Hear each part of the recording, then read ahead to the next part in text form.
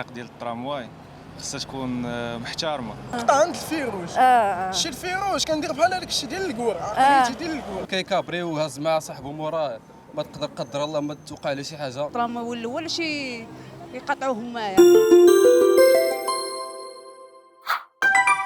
شارك معنا في التحدي وخليك رد البال، ما تجاوبش وما تجاوبش لا. انت من كازا؟ ولد كازا. عندك لا كارت ديال الترامواي؟ ما عنديش. ما عندكش لا كارت ديال الترامواي ولكن كتستعملي الترامواي؟ كنستعملو. كدوزي من هاد الطريق؟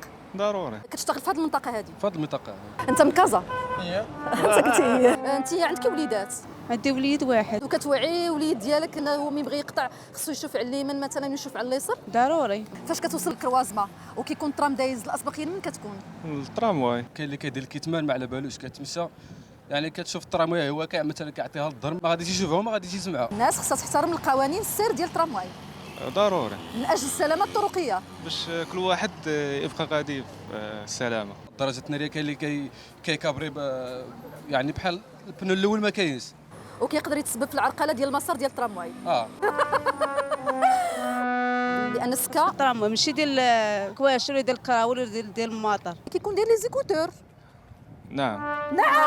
ما خاصش يدوز الا كانت الترام يديز خاصو يدوز الترام هو الاول شي يقطعوه همايا. شكرا بزاف. شكرا نهار طيبات.